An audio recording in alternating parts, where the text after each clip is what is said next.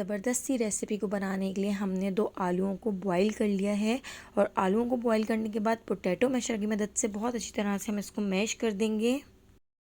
अब हम इसमें ऐड कर देते हैं हाफ़ टी स्पून नमक और 5 टेबल स्पून हम इसमें ऐड कर देंगे कॉर्नफ्लोर। कॉर्नफ्लोर ऐड करने के बाद अब हम इसको देखिए इस तरह से मिक्स कर लेंगे। हमें इसको बहुत अच्छी तरह से मिक्स कर लेना है, इतना मिक्स कर लेना है कि जैसे ये आटे की तरह एक डो सा बन जाए। 2 आलूओं में 5 टेबल स्पून कॉर्नफ्लोर ऐड किया है तो बस इतना बिल्कुल परफेक्ट था। अगर इससे ज़्यादा कॉर्नफ्लोर ऐड करेंगे तो हमारा जो डो है वो बहुत ज़्यादा सख्त हो जाएगा। तो देखिए अब हम इसमें ऐड कर देते हैं हाफ़ टी स्पून लाल पिसी मिर्च और लाल पिसी मिर्च को भी हम इसके अंदर अच्छी तरह से मिक्स कर देते हैं। तो देखिए हमारा जो डो है वो बिल्कुल नॉर्मल सा होना चाहिए, ना बहुत ज़्यादा सख्त और ना बहुत ज़्यादा नरम। तो देखिए इसको हम इस तरह से मसल के अच्छी तरह से नीट कर लेते हैं। तो देखिए हमने इसको बहुत अच्छी तरह से मिक्स कर लिया है और एक बिल्कुल डो की तरह हमने इसको बना लिया है। अब हम इसको इस तरह से रोल कर लेते हैं। तो देखिए इसको रोल करने के बाद अब हम इसका एक छोटा सा पेड़ा निकाल लेते हैं। तो देखिए इस साइज़ का हमने छोटा सा पेड़ा निकाल लिया है और पेड़े को हम इस तरह से हाथ से रोल कर लेंगे।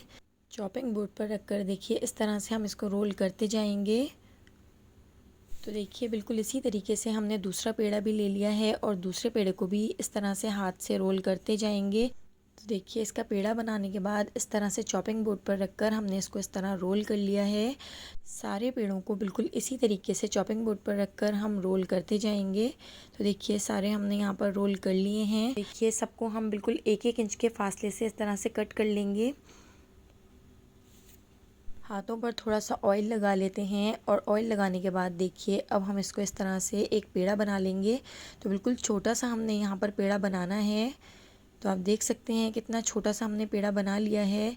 और इस पेड़े को देखिए ये हमारे पास जूसर का जो ढकना होता है उसके ऊपर हमने इस तरह से इसको रख दिया है और रख कर थोड़ा सा हम इसको इस तरह प्रेस करेंगे।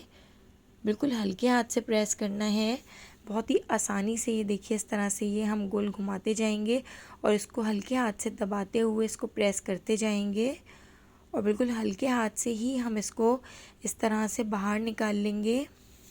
देखिए कितने ज़बरदस्त से फ्लावर बने हैं और कितने खूबसूरत लग रहे हैं। तो सारे फ्लावर बिल्कुल इसी तरीके से हम तैयार कर लेंगे।